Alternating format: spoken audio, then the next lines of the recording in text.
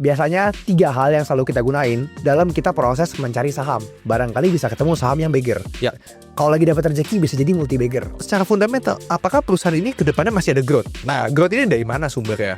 Harga jualnya naik luar biasa, untungnya gimana? Untungnya langsung berkali-kali lipat. Emitennya mau di-spill? Ya, boleh kita spill. Boleh. Mungkin saham yang sama ya. Itu kadang bisa jadi polanya berulang. Ya bisa jadi peluang kedua, peluang ketiga, dan seterusnya. Ya. Dari semua emiten yang kita sebut tadi, sebenarnya masih ada satu yang menarik lagi loh. Ada fase 2.0 ini.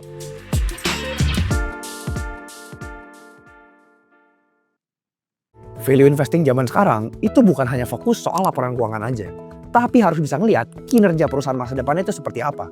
Makanya di awal tahun 2026, Sing adain value investing program, di mana di program ini kita akan sama-sama belajar untuk memahami new era of value investing yang nggak hanya fokus kepada laporan keuangan masa lalu, tapi gimana kita bisa melihat ya dan memprediksi kinerja perusahaan ke depannya. Program ini terdiri dari 5 pertemuan, di mana 4 pertemuan pertama akan diadakan secara live melalui online, dan pertemuan terakhir akan diadakan secara onsite khusus untuk 50 orang peserta pertama saja. Ditambah selama program ini berjalan, kalian juga bakal dapetin akses ke website kami yang berisi Thinkcase, tentunya juga beberapa referensi ide investasi yang menurut kami menarik untuk dianalisa di tahun 2026 ini. Di kondisi indeks yang udah all time high, kalau kalian masih mau investasi dengan strategi yang jelas, tidur dengan nyenyak, dan tentunya punya conviction yang sangat kuat, inilah saatnya untuk join program kami. Yuk, daftar sekarang, klik link di bio, let's think, then we'll earn together. Halo teman-teman, welcome to chatting. Hari ini Pak Samuel di cuaca yang lagi cerah. Oke. Kita ingin sharing ya. Biasanya 3 hal yang selalu kita gunain dalam kita proses mencari saham. Ya. Biasanya dengan kita melakukan 3 hal ini, barangkali bisa ketemu saham yang bagger. Ya. Kalau lagi dapat rezeki bisa jadi multi bagger. Oke. Ya, teman-teman pasti nonton sampai habis. Kalau mau tahu 3 tahap ini apa aja, langsung to the point. Pertama-tama apa Sam? Tahap yang paling penting kalau mau cari saham yang bagger. Oke, paling penting nomor 1 dari sisi manajemen. Oke ya. Manajemen seperti apa yang kita cari itu adalah yang seperti tinggi tahu aja ya, honest and capable. Ya, capable dulu deh, ya kan? Jujur tapi nggak capable kita juga nggak mau kerja sama kan gitu. Capable dulu, bisa nggak mereka running the bisnisnya gitu. Nah, kalau mereka bisa running bisnisnya, bisa memperbaiki perusahaannya, bisa menggrow perusahaan segala macam, baru honest atau enggak. Karena in the end kita kan sebagai investor minoritas Jo. Ya kan, apa yang kita dapat kan hanya ya tersisa sesuai dengan apa yang mereka jatahin lah ya, quote unquote. Jadi ya kita ketika dealing with people, ya we have to deal with good people ya. Karena we cannot make a good deal with bad people kan gitu.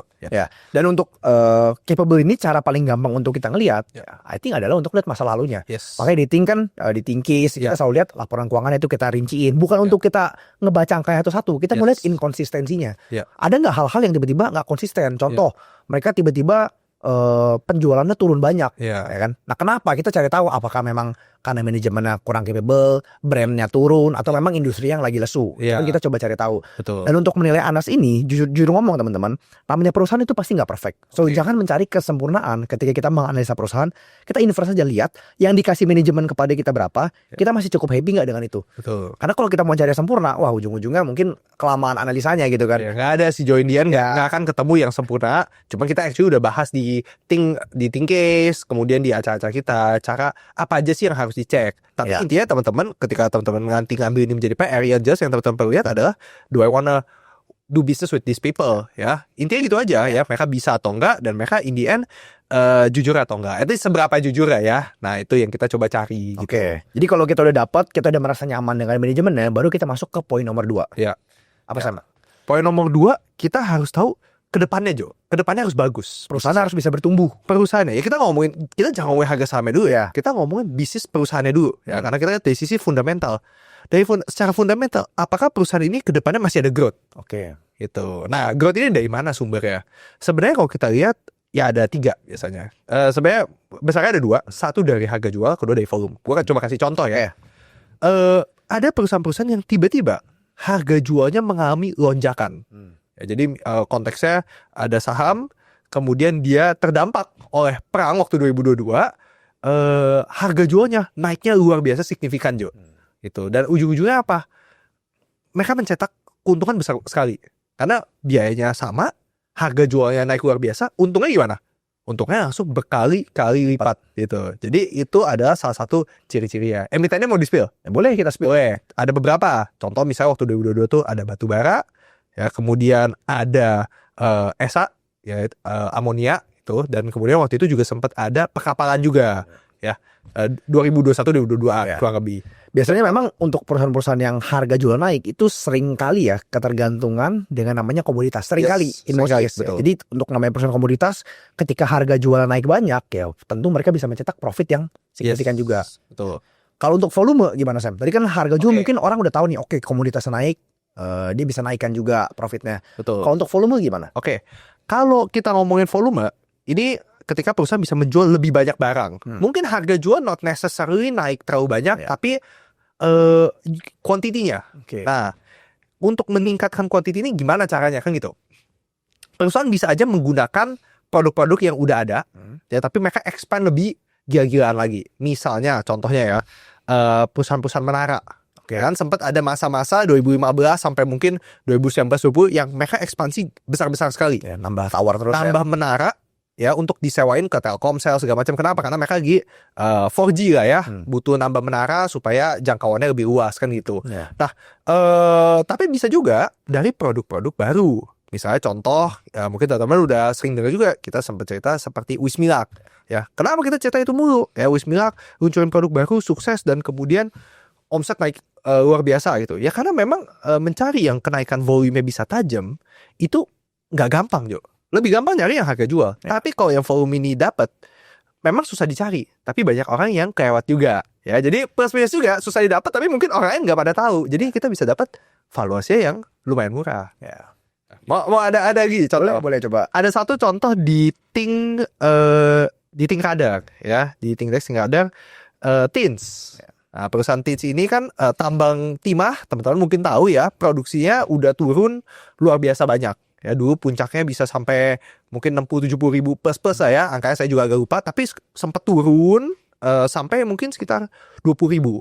Dan saham Tins ini Jo, Ya. lagi ada banyak perbaikan dan kedepannya produksi mungkin masih bisa meningkat ya double triple lah gitu dari kondisi hari ini. Jadi manajemennya itu mulai diganti, ya, Yes. mulai perbaikan manajemen dan prospek volumenya juga semakin bagus. Ya. Ditambah kalau Tins bonus harga jualnya juga naik tinggi. Betul, harga jual timah lihat aja udah timah udah naik naik luar biasa tinggi. Dan gitu. itu ya teman-teman bisa lihat sendiri juga harga saham pun juga di market pada mengapresiasi gitu. Betul. Pada pikir wah ini growth segala macam. Tapi yang poin kita ingin sampaikan adalah bukan harga sama naik, tapi kerangka berpikirnya. Betul. Always think ahead gitu kan, forward looking. Sebelum keluar di laporan keuangan, sebelum laporan bulanan volume produksi keluar, Yes. kita coba lihat dulu ini trennya mau arahnya kemana. Betul. Harga timah kemungkinannya bakal turun nggak? Kan di annual Ya. conference waktu itu kan founder kita juga sempat sharing ya. Dia Yes. juga bilang dia nggak bisa melihat harga timah turun dalam 1-2 tahun ini. Ya. Ya, Maksudnya gimana supaya nggak nambah? sebanyak nggak nambah, ini lagi Itu. perang juga kan. Ya. Lagi perang ya most likely harga timah at least bakal sama or bakal Ya. naik. Rupanya harga timah semakin naik, Ya. volumenya juga pelan-pelan dinaikin terus, ya itu yang terjadi di timah. Betul. Mungkin yang paling gampang juga ini udah kasus lama ya, Indah Kiat Sam. Yap. Di bootcamp juga kita sempat bahas, dia lagi ada nambah pabrik. I think teman-teman juga udah nggak asing lagi sama nambah ekspansinya. Itu kan volume nambah banyak banget. Dan kalau memang ini terjadi ya, teman-teman bisa kalibrasiin sendiri ya. Pas di bootcamp valuasinya waktu itu berapa ya? Mungkin waktu itu masih 6.000 atau 5.000-an gede Jo. Iya. Sampai turun lagi bahkan 5.000-an dan sekarang udah 10.000 plus gitu ya kan, almost bigger ya. Tadi makanya kita bilang ya, mungkin nggak harus semuanya bigger ya, tapi ya kalau naik 80%, 90% happy juga, happy juga gitu. Dan teman-teman kalau misalnya teman-teman cukup cermat ya atau cukup rajin lakuin PR Ya. dari semua MPT yang kita sebut tadi, sebenarnya masih ada satu yang menarik lagi loh. Ada fase 2.0-nya. Oh. Nah, kita jangan sebut di sini. Teman-teman masih udah tahu apa. Kalau teman-teman penasaran, ini MPT apa sih? Tadi kita ada sebut beberapa tuh ya tadi ya. Itu kan masa lalu semua. Tapi ada yang kayaknya bau-bau bisa jadi 2.0 nih. 2.0. Nah itu makanya kita sering bilang ya kita harus pelajari bisnisnya, kita harus mengerti bisnisnya luar dalam supaya apa? Karena ide yang sama, mungkin saham yang sama ya, itu kadang bisa jadi polanya berulang. Ya bisa jadi peluang kedua, peluang ketiga dan seterusnya. Ya kan sebenarnya in the end ya kita sebagai investor ya kadang kita mikir ide apa lagi, ide baru apa lagi, harus baru kesannya. Kesannya kayak ibaratnya barang lama ini udah expired. Mungkin ada gini Jo, kalau kita background dagang misalnya, at that time mungkin barang yang ngetrend tuh A. Ya kita ngomong dulu ada apalah, ada fidget lah, ada apa. Terus habis itu ganti lagi barang yang ngetrend. Ya habis itu ganti lagi. Nah barang-barang lama ini kan nggak comeback. Ya kan, maksudnya dia nggak rame-rame lagi. Jadi orang harus cari barang baru terus. Karena barang musiman. Nah, sedangkan kalau kita ngomongin di saham, ini perusahaan-perusahaan yang actually masih running terus loh. Dan bagus. Setelah kita jual kan bukan berarti perusahaannya tutup. Ya. Ya kan, bahkan bisa jadi setelah dijual kita lupa ada manajemen yang punya rencana ekspansi cukup besar. Gitu, yang teman-teman mungkin teman-teman yang bertingkar udah tahu, kita udah liput lah ya. Ya ada ciri-cirinya begini nih. 1.0. Atau seringkali ketika kita jual udah nggak lama turun lagi dikasih valuasi murah padahal perusahaannya nggak ada perubahan. Ya. Nah, itu teman-teman kita nggak sebeli sini ya. Tadi kan Betul. ada kita ngomongin energi, ada rokok, ada banyak amonia, ada yang mainnya banyak. Pokoknya kita sebeli ada yang menarik. Kalau teman-teman mau tahu emiten apa, klik link di bio join value investing program. Di situ teman-teman juga bakal dapat akses sementara ya ke website kita. Ada beberapa Thinkdex juga yang kita kasih. Teman-teman dapat akses ke beberapa Thinkis. Dan di akhir sesi kita bakal ada ini praktek bersama workshop ya di Sampurna Strategy Square. Itu bakal diadain secara onsite maupun online. Teman-teman bakal bedah langsung praktek bersama dengan analisting, cari emiten yang kira-kira menarik. Dan ingat, nggak cuma tahu emiten ya, tapi kerangka berpikir itu seperti apa. Karena gue merasa gini Sam, kan nanti kita ngomongin emiten ada banyak. Banyak orang pikir yang kayak lu bilang, oh sekalinya udah tahu ini udah lupa forget it. Padahal ini kan kerangkanya timeless. Ya. Kita gimana cara kita bisa cari tahu volume naik? Gimana cara kita bisa cari tahu harga jualan naik? Ini kan ada frameworknya. Betul. Dan kalau teman-teman yang udah ngerti frameworknya ya, ini tuh belajar sekali bisa diaplikasikan selamanya. Betul. Kenyataannya gini, mungkin teman-teman di sini merasa yang paling penting adalah stock picknya. Gue bilang itu nggak sepenuhnya benar. Karena gini Jo, misalnya gue tahu deh, lu beli saham apa, lu sebut ke gue misalnya. Tapi bisa jadi gue nggak berani beli sebanyak yang gue berani beli. Ya. Bisa jadi ketika sahamnya, namanya saham kan naik turun ya. Sahamnya awal mungkin naik sempat ke bawah turun. Mungkin karena gue nggak analisa, gue langsung, oh ya gue udah panik. Jangan-jangan udah mau turun, udah gue cut aja deh. Gue TP aja, TP kecil. Padahal mungkin Jo, lu tahu sebenarnya, oh ini saham wajarnya mungkin masih bisa naik 1, 2, 3 kali lipat gitu loh. Fair nilai wajarnya mungkin di 10.000, padahal hari ini baru 1.000 misalnya begitu. Contoh gitu. Nah jadi makanya di sini yang saya mau sampaikan adalah kita nggak bisa transfer conviction. Oke lah, mungkin kita bisa tahu kodenya apa. Tapi kalau misalnya kita nggak benar-benar paham sendiri, bukan hasil kita yang ngecek, bukan kita yang dalamin, bukan kita yang ngambil keputusan itu, ya maka bisa jadi outputnya, hasil investmentnya akan beda. Ya kan? Padahal nyari emitennya susah, ya kan, nggak gampang. Ya nggak ada yang gampang gitu ya, bukan susah ya, tapi challenging lah ya. Nah, giran udah tahu, udah dengar, udah dapet ide saham bagus, malah belinya dikit, atau nggak belinya banyak tapi udah naik dikit nggak tahan dia jual. Atau waktu beli harga sahamnya naik turun, wah nggak tahan nih, gua ini dulu deh pasang stop loss dulu deh, ngamanin dulu profitnya gitu. Padahal nggak tahu aja emang saham pada dasarnya emang ya naik turun terus gitu. Makanya tadi my point is you have to do it on your own ya. Kita nggak bisa outsource PR kita ini ya. Jadi in the end conviction nggak bisa transfer. Makanya kalau kita belajar sendiri, kita ngulik sendiri, keyakinannya beda bos. Ya lagi. Nah makanya teman-teman kalau mau belajar cara nguliknya itu langsung aja sekali lagi klik link bio. Jangan lupa gunain kode voucher THINK huruf besar semua. Itu teman-teman bakal dapat potongan khusus ya. Dan sekali lagi kalau teman-teman ingin belajar investasi di tahun 2026 kan biasa ada New Year Resolution nih. I think ini waktu yang tepat, waktu yang terbaik. Kenapa? Karena di level IHSG yang level 9.000 ini rasanya masih banyak juga perusahaan-perusahaan yang lagi ongoing expansion. Ada yang 2026 ini jalan, ada yang 2027 jalan. Tapi kalau sekalian jalan ya seperti emiten tadi kita bilang, ada yang 2026 harusnya volume bisa naik harusnya nih. Harusnya itu bakal ya mungkin labanya easily nambah 30-40% itu bakal easily reflected lah. Dan banyak orang belum sadar juga. Ya, so pasti teman-teman klik link bio. Oke Sam, tadi kita udah bahas mengenai ownernya harus capable, terus growth-nya harus terjadi. Umumnya di either volume or ASP. Ya mungkin seringkali juga growth terjadi itu karena sektornya. Ya bisa juga. Tapi kan ujung-ujungnya ngaruh ke volume juga, ASP. Betul. Nah, yang ketiga apa nih? Yang paling penting nih. Ini gue pikir udah ngomongin udah lupa nih.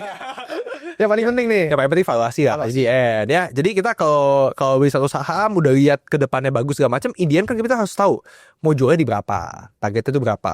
Karena gue suka bingung ya, kalau orang udah beli saham habis itu masih nanya kayak kapan gue harus jual. Wah, berarti dia nggak tahu dong wajarnya berapa. Jadi pas beli juga nggak tahu murah atau enggak. Iya, pas beli juga nggak tahu. Makanya in the end ada kita harus tahu ini barang wajarnya itu berapa in the end gitu. Misalnya contoh jam tangan, smartwatch yang dipakai. Ini wajarnya berapa sih di pasaran? Ya kalau kita mau dagang barang itu, kita mau nyari pabrik misalnya, tahu dong harga pasarannya berapa, wajarnya berapa. Nah di saham kenapa kita nggak pakai pola pikir yang sama? Ya untuk perusahaan seperti A ini dengan kualitas seperti ini, wajarnya tuh dihargai berapa gitu. Nah, mungkin ini agak tricky kalau teman-teman yang tidak bergerak di bisnis atau mungkin masih baru ya di investment. Tapi semakin lama, apalagi kalau udah belajar di Think, itu pasti tahu. Oh, perusahaan dengan kualitas seperti ini wajarnya dinilai sekian karena pola pikirnya tuh begini loh. Nah, itu yang penting. Dan juga misalnya perusahaan sekelas komoditas bandingkan sama perusahaan consumer yang top tier, ya udah pasti secara kualitas bagusan consumer. Kenapa? Itu udah kita jelasin di Think. Betul. At the end ini semacam business sense lah. Dan sekali lagi valuasi itu bukan cuma sekedar masukin angka di Excel, rumus segala macam, DCF calculation. Yes, itu kita ngerti itu semua. Nanti kita bakal ajarin DCF itu kita ajarin. Mungkin yang lagi rame kalau properti RNAV itu kita ajarin semua. Tapi yang paling penting kita akan ajarin valuasi framework Think ya. Kenapa? Meskipun kita tahu itu semua, kita pakai caranya Think. Karena at the end valuasi itu kan art ya, bukan science ya, not exact science. Itu adalah suatu seni di mana kita harus menilai kualitas bisnis, dan untuk menilai kualitas bisnis ada parameter yang kita harus mempertimbangkan. Betul. Ya, mau nggak mau ya tetap yang kayak saya bilang harus ngotorin tangan dulu. Betul. Nggak mungkin valuasi bisa keluar kalau kita aja nggak ngerti ini bisnisnya gimana, prospeknya gimana. Ya, mungkin nanti kalau teman-teman udah coba, udah dengerin, udah ikut, baru nyadar bahwa sebenarnya cara Think ini simple, practical, and make sense. Kayak gitu. Ya. Oke, itu teman-teman jangan lupa dipraktekin ya. Cari owner yang capable and honest. Cari perusahaan yang punya potensi pertumbuhan. Umumnya cari tahu yang ada nggak nih lagi ongoing expansion, volume bisa meningkat, atau mungkin harga jual bisa meningkat. Harga jual meningkat kenapa? Itu banyak faktor. Karena shortage lah, karena segala macam. Dan ketiga, kalau udah dapat perusahaannya, jangan lupa kalibrasiin valuasinya. Apakah valuasi sekarang itu masih masuk akal dengan mempertimbangkan pertumbuhan perusahaan di masa depan? Jadi jangan ketemu perusahaan, pernya udah 20 kali mahal, belum tentu. Ya, dan yang terakhir tadi Jo, do your homework. Karena tadi gue bilang nggak bisa ditransfer. Kita kalau kerjain sendiri, kita baru yakin, kita baru biaya banyak, dan dari situ ya itu benar-benar hasil dari kita sendiri, bukan cuma ngikut-ngikut. Kalau kerjain PR sendiri mungkin nggak asik kali saya. Harus kerjainnya rame-rame. Gitu. Di value investing program ya. Klik di bio, ketemu sama teman-teman yang lain, kita belajar bareng-bareng ya di workshopnya. Thank you teman-teman, semoga video ini bisa bermanfaat. Jangan lupa dipraktekin 3 tips ini. See you in the next setting. Bye-bye. Bye-bye.